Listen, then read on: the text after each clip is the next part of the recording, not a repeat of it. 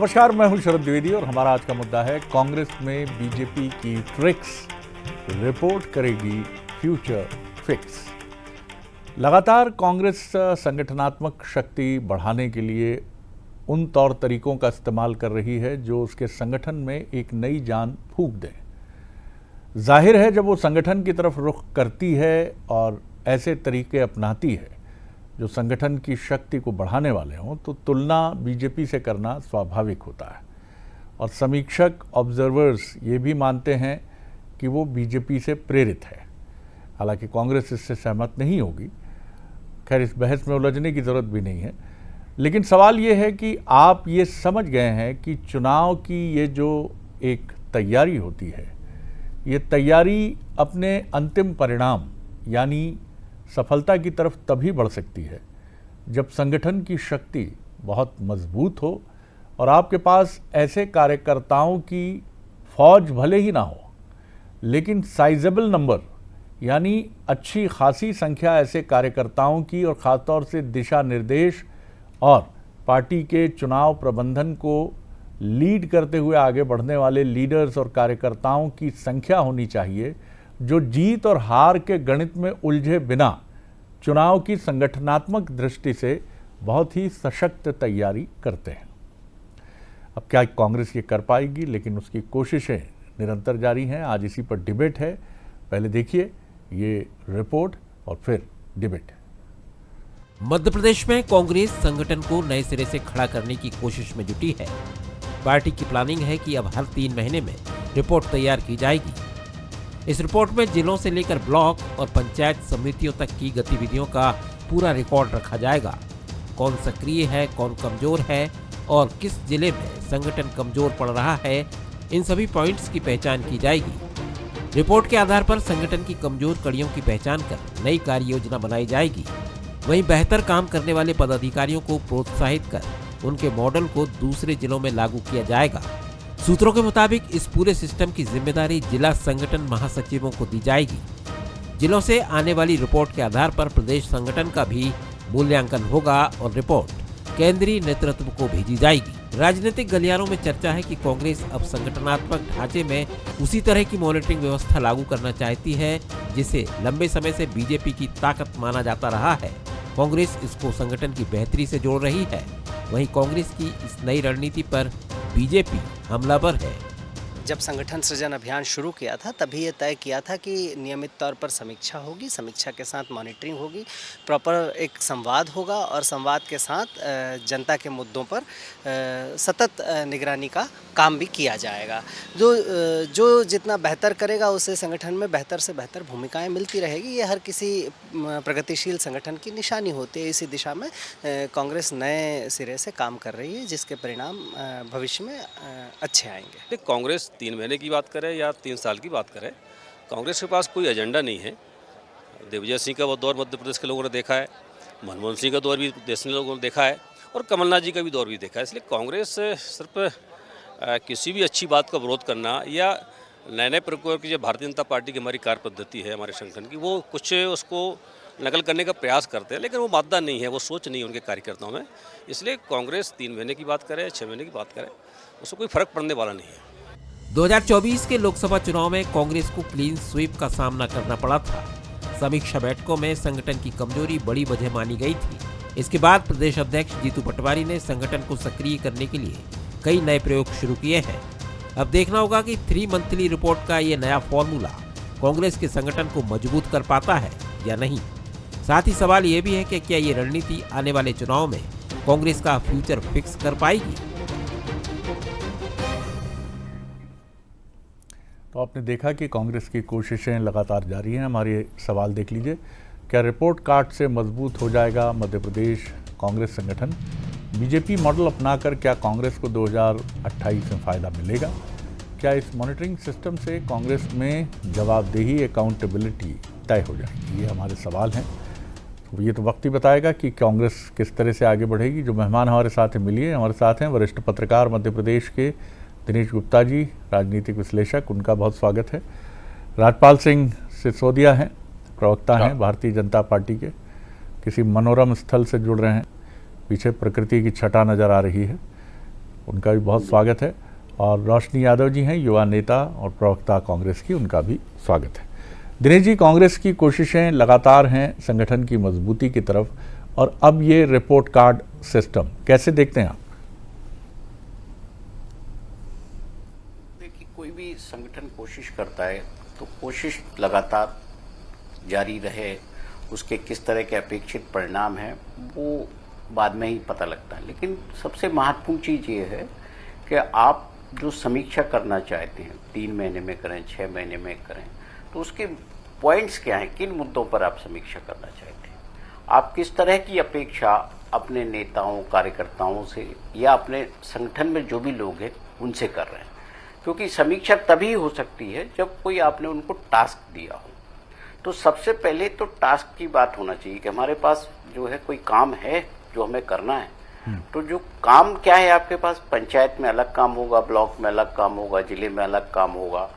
तो वो जो सारी चीज़ें हैं अभी तक कांग्रेस में स्पष्ट नहीं है पूरी तरह से। आप देखिए ना, जितनी भी हम मीटिंगें देखते हैं या कांग्रेस की पर जब भी हम चर्चा करते हैं तो ये बात आती है कि कांग्रेस भाजपा की तर्ज पर करना चाहती है। तो भाजपा का तर्ज क्या है, भाजपा क्या करती है जो कांग्रेस करना चाहती है? तो कांग्रेस के तो ऐसे मुद्दे नहीं है। भाजपा तो बताती है ना कि संपर्क अभियान चलाएंगे, कार्यकर्ताओं के बीच गोष्ठी करेंगे, चर्चा करेंगे, मुद्दे करेंगे। ये सब जो चीज़ें हैं उनका एक जो प्रोग्राम होता है कि किस तरह से हम काम करेंगे।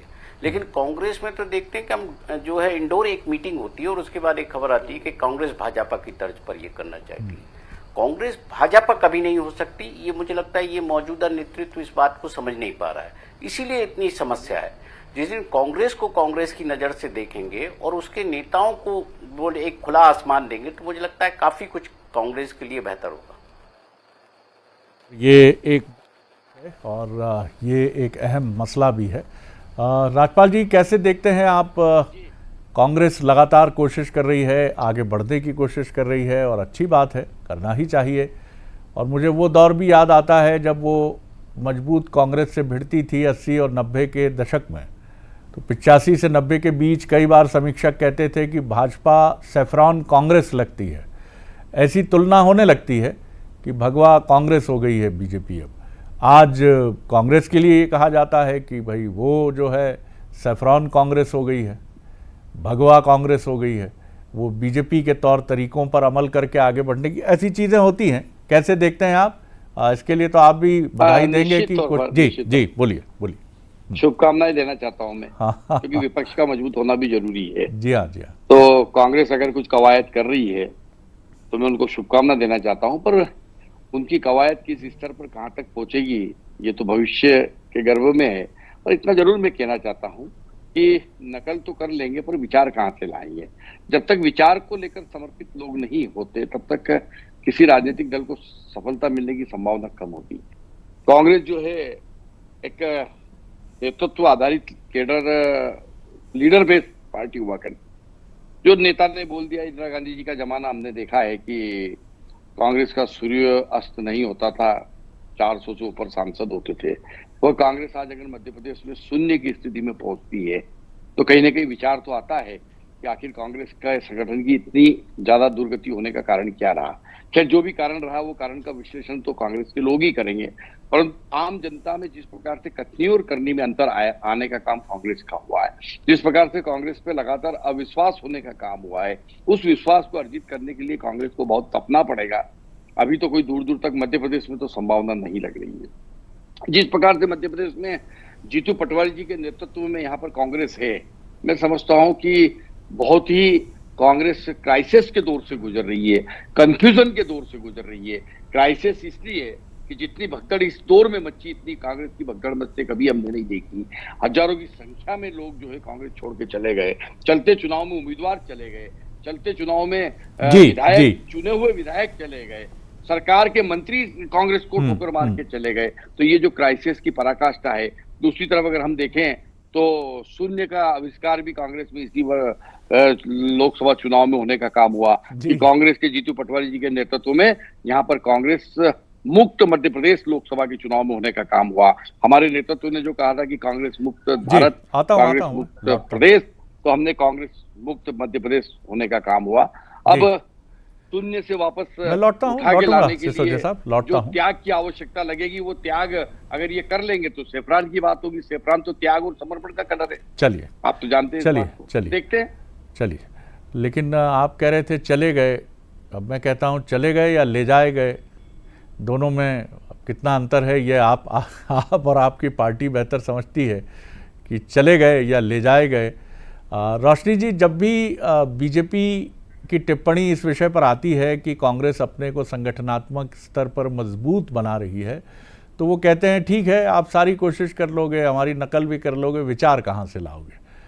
मैं इसमें थोड़ा ये ऐड ऑन करूँगा कि विचार आपके पास है, ऐसा हम मानते हैं, विचार आपके पास है। आप आज़ादी की लड़ाई से लेकर बाद के 40 वर्षों तक आप सत्ता में रहे हैं, तो जाहिर है एक विचार, एक चिंतन आप लेकर चले हैं। लेकिन हाँ, वो गुटबाजी जो बीजेपी में भी है, ऐसा नहीं है कि बीजेपी में नहीं है गुटबाजी, लेकिन वो उस पर नियंत्रण पा लेते हैं, वो उस पर कंट्रोल कर लेते हैं, खासतौर से चुनाव के ठीक पहले। आपकी समस्या मुझे विचार से अधिक ये लगती है कि आपकी गुटबाजी नियंत्रण से बाहर हो जाती है, और वही कई बार ईगो क्लैशिंग आपकी चुनौती बनती है। जी जी, आपको नमस्कार सभी पैनलिस्ट साथियों को। देखिए, आज की जो बैठक है वो केवल हमारे नेताओं का मिलन नहीं है, बल्कि मध्य प्रदेश को एक मिशन मध्य प्रदेश के रूप में हमारे जो संगठन की बैठक है उसमें सबसे पहली भूमिका आपने देखा होगा कि जब से जीतू पटवारी जी ने प्रदेश अध्यक्ष के तौर पे जो पदभार संभाला, चूंकि मेरे प्रवक्ता साथी ने ये बताया कि उनका कार्यकाल, उनके आने से क्या चीजें निगेटिव रही, लेकिन आज पॉजिटिव हम सकारात्मक रूप में देखें तो ब्लॉक स्तर से लेके पंचायत समितियों का जो हम लगातार निर्माण कर रहे हैं, भले हमारी जिला कार्यकारिणी में थोड़ा विलंब हो रहा हो, लेकिन हमने पहले इस बात की शुरुआत की क्योंकि कांग्रेस हमेशा जमीनी लड़ाई लड़ती रही है, और जब हम जमीनी बूथ तक अपने कार्यकर्ताओं को मजबूत कर देंगे तो जिले का स्तंभ अपने आप मजबूत हो जाता है, और जब जिले का स्तंभ और बूथ का, पंचायतों का स्तंभ मजबूत होता है तो स्वाभाविक रूप है कि प्रदेश भी मजबूत होता है। और जहां ये अपनी मजबूती की बात कर रहे हैं, तो मुझे लगता है कि कमलनाथ जी की बात कर रहे थे, तो कमलनाथ जी ने उस समय ब्लॉक मंडलम की एक नींव रख करके इस मध्य प्रदेश में 2018 में सत्ता को लाया था। और हमारी जो लड़ाई है वो सिंहासन की नहीं है, हम जनसेवा की लड़ाई लड़ते हो, वो 2018 में मध्य प्रदेश की जनता ने दिखाया। ये भाजपा भूल जाती है, और ये वही भाजपा है जो अपने संगठन को कमजोर समझती थी, और हमारी सरकार को इन्होंने चोर लिया था, जो हमारे मंत्रियों के जाने पे आरोप लगा रहे। तो मुझे लगता है कि ये बात जो है भाजपा प्रवक्ता को नहीं भूलना चाहिए, क्योंकि वो समझते हैं कि ऊंची कुर्सियों पर जो है वक्त मुट्ठी भर जो है ले लेंगे, और उन्हें मालूम नहीं कि जनता की खामोशी में एक क्रांति होती है। और आज पूरे मध्य प्रदेश में वो क्रांति युवा बेरोजगार के रूप में दिख रही है, महिला यहाँ पे असहाय होकर के आज घरों के चूल्हे उजाड़ दिए गए हैं, गैस सिलेंडर के लिए पूरे देश में त्राहीमाम मचा हुआ है, और मोदी जी कहते हैं कि नाली के पाइप से जो है गैस सिलेंडर में गैस भर जाएगी, चाय और खाना बन जाएगा। तो मैं माननीय प्रार्थना करती हूँ कि कम से कम इस पर भी अपनी कृपा दृष्टि बरसाएं और दिखाएं कि मध्य प्रदेश और देश इस किल्लत से कैसे बचे, जहां किसान, इसी कांग्रेस ने अपनी संगठन की मजबूती से, जहां किसान खाद और बीज की लाइनों में तड़प के मर रहा था, यही वो विपक्ष था जिसने मजबूती से आवाज उठाई और बूथ तक के कार्यकर्ताओं ने आवाज उठाई। तो मैं शरद जी यही कहना चाहती हूँ, देखिए हर कांग्रेस की जो विचारधारा है वो स्वतंत्र रूप से हम संविधान को मानने वाले हैं, और संविधान में हमें फ्रीडम ऑफ राइट्स के तहत आर्टिकल 9 की 22 के तहत हमें आजादी दी गई है, और उसी आजादी में हम बोलते हैं। लेकिन बीजेपी में ये जो सामंजस्य बिठा लिया जाता है, क्योंकि आज डबल इंजन की सरकार है, ये जो सत्ता की हुंकार है कि अगर यहाँ कोई उंगली भी करता है, जरा सा अगर बोलता है तो ईडी और सीबीआई की छापेमारी शुरू हो जाती है। वो दृश्य पूरे देश ने देखा, कांग्रेस के कितने नेताओं को बीजेपी ने सीबीआई ईडी की जांच लेकर के और खेमे में लाकर के वॉशिंग मशीन से उनके सारे दाग धब्बे भ्रष्टाचार के धुल गए, और वो आज बीजेपी में आके सनातन का चोड़ा ओढ़े हैं। तो जरा बताएं कि इनका कौन सा चरित्र और कौन सा दृश्य है, किस पर ये प्रकाश डालना चाहते हैं। और आज ईमानदारी से अगर ये जब चुनाव लड़ेंगे तो इस मध्य प्रदेश की जनता 2028 में ये नकाब जरूर उठाएगी। और आज अगर हमारी बैठक लगातार चल रही है, 3 दिन तक ये बैठक चलेगी, तो कल की बैठक बैठकों में सारे प्रभारियों से भी जानकारी ली जाएगी कि किस तरीके से चलिए सारे चलिए मैं संभागों लौटता में हूँ जी, जी। दिनेश जी, मुद्दे हमेशा रहते हैं, सरकारें बहुत अच्छा भी काम करें तब भी एक अधिक आबादी वाले देश में, मध्य प्रदेश भी कोई छोटा प्रदेश नहीं है और ना ऐसा है कि हमारी आबादी बहुत कम है, तो बीजेपी की सरकार हो या कांग्रेस की सरकार हो, मुद्दे हमेशा हैं। लेकिन इन मुद्दों के ऊपर आपका मैनेजमेंट, आपकी गवर्नेंस और आपकी संगठनात्मक शक्ति 2003 के बाद से बीजेपी लगातार न सिर्फ गवर्नेंस की बात करें, न सिर्फ मैनेजमेंट की बात करें और न सिर्फ आखिर चुनाव के समय वो कैसे अपनी संगठन शक्ति और इश्यूज़ को जनता के सामने ले जाए, क्योंकि अब चुनाव जो है इन्हीं के इर्द गिर्द घूमता है। कांग्रेस लगातार विपक्ष की अपनी भूमिका को आत्मसात करने की कोशिश कर रही है, लेकिन सही बात है कि अभी भी पूरी तरह लंबे समय तक सत्ता में रहने का जो हैंगओवर है वो अभी भी उसको एकदम सड़क पर निकलकर बीजेपी की तरह लाठी खाना, लगातार नारेबाजी करना, किसी मूवमेंट को 6-6 महीने, 1-1 साल तक बनाकर रखना, इसमें वो कामयाबी नहीं रही है। क्या आपको लगता है कि ये भी एक बड़ी चुनौती है कांग्रेस के सामने? शरद जी, मध्य प्रदेश 2 दलीय व्यवस्था पर आधारित है। जब कांग्रेस की सरकार यहाँ हुआ करती तो भारतीय जनता पार्टी का भी अपना वोट था, वो भी मजबूत स्थिति में थी। आज भारतीय जनता पार्टी सत्ता में है तो कांग्रेस का वोट बैंक तो है, अब उसको आप चैनलाइज कैसे करते हैं, ये सबसे महत्वपूर्ण चीज है। जो नेता कांग्रेस पार्टी में थे, जिसकी वो ताकत थी, वो नेता छोड़ के चले गए। कांग्रेस की समस्या ये है कि वो नया नेतृत्व हर जिले में कैसे खड़ा करेगी, क्योंकि जिन नेताओं के सहारे उसने मध्य प्रदेश को अपना मजबूत गढ़ बनाया था, अब वही चले गए। उससे कोई वोट में बहुत बड़ा फर्क नहीं आया उन नेताओं के जाने से, लेकिन जो एक नेताओं का जो अभाव पैदा हुआ है कांग्रेस के भीतर, आप जिले में याद करना चाहेंगे तो भी आपको बहुत सारे नाम याद नहीं आएंगे जो अपने हिसाब से जिले की राजनीति चलाते थे, कांग्रेस पार्टी को चुनाव जिताते थे, चाहे सहकारिता का मुद्दा हो, पंचायत का क्षेत्र हो, कहीं भी आप चले जाइए। जो मध्य प्रदेश में कांग्रेस के पास जो सबसे बड़ी ताकत थी उसके नेता थे। नेताओं ने पिछले, हम देख रहे हैं ना, जो भाजपा जब से आई उन्होंने किन कारणों से कांग्रेस को कमजोर किया या अपने जो कार्यकर्ता है उसको आंदोलन के लिए तैयार नहीं किया। ये जो तो छोड़ के चले गए उनका तो अब कोई मतलब नहीं, उनका उद्देश्य सामने है कि उनको जाना था या उनका जिस तरह का भी अटैचमेंट था। अब नई लीडरशिप के सामने ये चुनौती है कि जो नए कार्यकर्ता उसके साथ हैं या जो पुराने रुक गए हैं उनको काम कैसे दे, उनको लड़ने के लिए कैसे तैयार करें। जब तक आपका विपक्ष में लड़ने का मादा नहीं होगा तब तक आप जो है संगठन को भी मजबूत नहीं कर सकते, नेताओं को भी ताकत नहीं दे सकते। तो उसके लिए आपको फिर वही बात आती है कि मुद्दे क्या हैं, आप कैसे तय करेंगे कि ये इन मुद्दों पर संघर्ष करना है। हर जिले का आपको रोड प्लान अलग होगा, हर विधानसभा क्षेत्र का प्लान अलग बनाना पड़ेगा, हर स्तर पर आपको जाना पड़ेगा। ये इतनी बारीक चीजें हैं, मुझे लगता है कि अभी मध्य प्रदेश को समझने वाले नेता भी कांग्रेस में नहीं है। बिल्कुल आपने सही कहा, लेकिन ये भी एक बड़ा विषय है कि बीजेपी के पास एक काडर ऐसा भी है जो संघनिष्ठ सोच का है, जो गुजरात से आता है मध्य प्रदेश, जो राजस्थान से आता है, जो उत्तर प्रदेश से आता है, तमिलनाडु से आता है, और कई बार उसे राज्य सरकार के मुखिया का नाम भी ठीक से मालूम नहीं होता। अगर आप, हमने चुनाव में देखा है, हम उससे पूछते हैं किसके लिए प्रचार कर रहे हो, तो वो कहता है कमल के फूल के लिए, ये हमारा सिंबल है।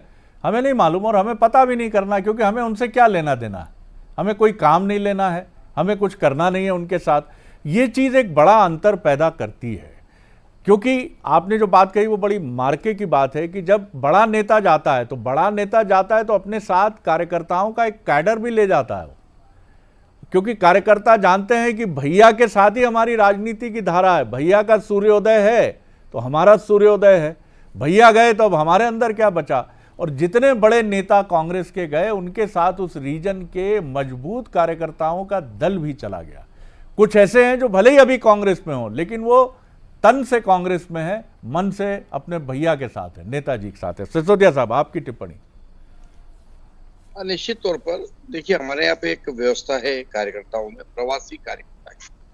चुनाव के समय में प्रत्येक विधानसभा में इस प्रकार के कार्यकर्ता आते हैं जो खुद एक एक दो विधानसभा के मुखिया के रूप में होते हैं, जो छोटी सी विधानसभा के 10, 20, 25 पोलिंग के प्रवासी कार्यकर्ता बन के आते हैं। वो ताकत जो है वो भारतीय जनता पार्टी की ताकत बन के आते हैं वो। और जो हमारा सिस्टम, उस सिस्टम के मैकेनिज्म को और पूरी तरह से कंट्रोल में लेके उसको बहुत गतिशीलता से चलाने का काम करते हैं। कांग्रेस में भी कभी किसी दौर में इस प्रकार से लीडर हुआ करते थे जो बोलते थे और उनके बोलने पे उनका पूरा सिस्टम नीचे तक काम करने लगता था। आज ऐसे नेतृत्व का अभाव है।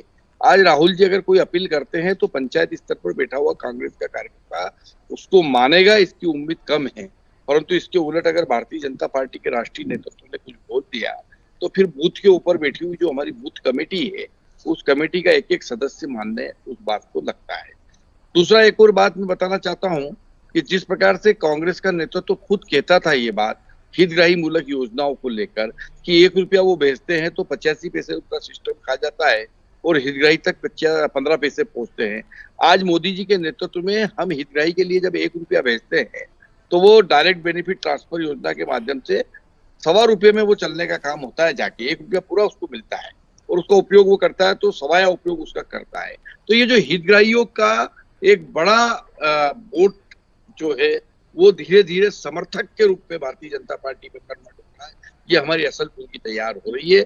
मैं समझता हूँ कि कांग्रेस जब तक कवायद करेगी हम बहुत आगे निकल गए होंगे। हम कांग्रेस हमको पछाड़ नहीं सकती, इसलिए नहीं पछाड़ सकती कि हम गरीब कल्याण के माध्यम से, हितग्राही मूलक योजनाओं के माध्यम से, कार्यकर्ताओं के माध्यम से, अब तो हम सरकार और सत्ता दोनों के, एक हाथ में सरकार का हमारा जो है कल्याणकारी योजनाओं का हमारे कार्यकर्ता के हाथ में पर्चा है, दूसरे हाथ में भाजपा का झंडा है।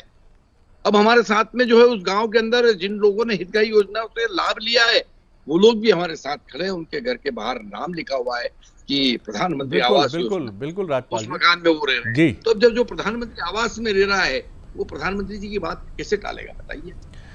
जब तक आपके यहाँ गुरु द्रोण रहेंगे तो अर्जुन भी तैयार होंगे और एकलव्य भी तैयार होंगे। ये परंपरा बनी रहनी चाहिए क्योंकि आपके यहाँ ऐसे लोगों की लंबी श्रृंखला है जिन्होंने एक ऐसी पीढ़ी तैयार की बीजेपी की जिसमें खुद नरेंद्र मोदी जी मौजूदा प्रधानमंत्री 2014 से निरंतर, अमित शाह जी मध्य प्रदेश में, डॉक्टर मोहन यादव, कैलाश विजयवर्गीय और पूर्व मुख्यमंत्री और वर्तमान केंद्रीय मंत्री शिवराज सिंह चौहान, ये सब उसी गुरु शिष्य परंपरा से निकले हैं जिनमें गुरु ने अपने से अधिक योग्य बनाने की कोशिश की अपने शिष्यों को। ये परंपरा जब तक अनवरत रहेगी आपकी परंपरा धवल और चमकती रहेगी। रोशनी जी कुछ बातें कही हैं राजपाल जी ने, आपने सुनी होंगी, आप पहले भी शायद कुछ कहना चाह रही थी। जी अपनी बात रखिए। जी मैं उनकी बातों का ही जवाब दे देती हूँ शरद जी। आज ये बात कर रहे हैं कि इस मध्य प्रदेश को इन्होंने महिलाओं को सबको राहत दी है, कांग्रेस इन पे आरोप लगाते रहे, तो मुझे लगता है कि ये इनको खात्मा कर देना चाहिए इस बात का, क्योंकि 25 साल आप मध्य प्रदेश की सत्ता में बैठकर उस सिंहासन पर बैठकर आप पूरे करने वाले हैं। तो अब ये आमदा तो खत्म हो जाता है कि आप विपक्ष को आड़े ला करके अपने आप को ढकने का प्रयास करें। आज मध्य प्रदेश की लाडली बहना किस तरीके से बिलख रही है। आप 1500 देने की बात करते हैं लेकिन 3 से 5 हजार आप वसूलने का भी काम करते हैं। ये क्यों नहीं बताते कि आपके आज इस समय में आपने कितनी महंगाई को बढ़ाया है। पटवारी घोटाले से लेकर नर्सिंग घोटाले को आप आज तक उजागर नहीं कर पाए, लेकिन खैर इन बातों से आपको कोई फर्क नहीं पड़ेगा। इसी मध्य प्रदेश में स्वास्थ्य का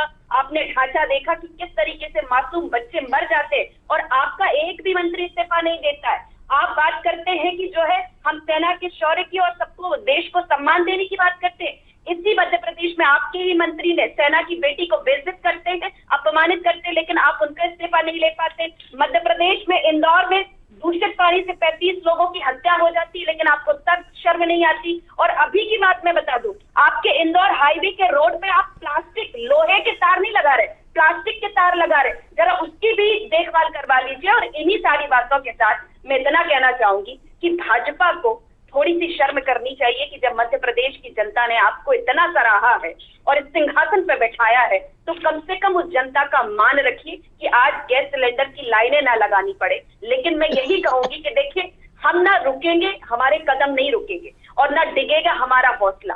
ब्लॉक से लेकर पंचायत तक अब गूंजेगा हक का नारा, और वो हक की लड़ाई हम मध्य प्रदेश की जनता की हक की लड़ाई बीजेपी की सत्ता से बिल्कुल टकराव के साथ हम डट कर खड़े हैं, क्योंकि जीतू पटवारी जी की अगुवाई में ये नया संकल्प लिया है और इस नए संकल्प को पूरी संगठन की मजबूती के चलिए, साथ मैं conclude आपने शरद जी खुद देखा होगा कि लगातार हम इन मुद्दों को उठा रहे हैं और एमपी की मिट्टी की यही पुकार है कि अगले 2028 में कांग्रेस की सरकार आएगी, लेकिन भाजपा वाले इतना याद रख लें कि कांग्रेस केवल सवाल नहीं पूछेगी बल्कि जनता के साथ मिलकर दिनेश जी, सड़कों पर जवाब मांगेगी। बहुत कम वक्त है मेरे पास, बहुत संक्षिप्त में आपकी टिप्पणी मैं चाहूंगा। जब भी सत्ताधारी दल की आलोचना की बात करें तो निश्चित तौर पर यह विपक्ष का अधिकार है, लेकिन कांग्रेस कुछ इतनी तन्मयता से उलझ जाती है आलोचना में कि वो अपनी संगठन शक्ति या अपने रूप स्वरूप पर बात करना, मैं ये नहीं कहूँगा कम कर देती है, लेकिन क्या आपको लगता है कि अभी इस समय आलोचना तो उसका धर्म है ही विपक्षी दल के नाते, लेकिन उसको पूरे समय इस पर भी ध्यान केंद्रित करना है कि आखिर वो बीजेपी के मजबूत संगठन से कैसे टक्कर ले? बहुत संक्षेप में 15 सेकंड में।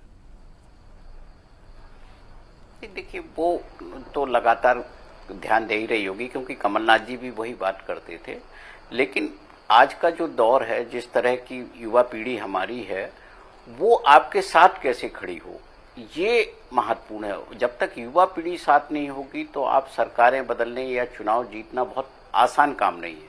कांग्रेस से बहुत सारे नेता भारतीय जनता पार्टी में गए, तो भारतीय जनता पार्टी का काडर उनको एडजस्ट कर रहा है, उनको जिस भी स्थिति में स्वीकार कर रहा है, तो नए नेता ऐसे आए जिनका जनाधार हो, उस पर कांग्रेस को ध्यान देने की बहुत जरूरत है। उसके बिना मुझे लगता है उनकी नाव पार नहीं लगेगी।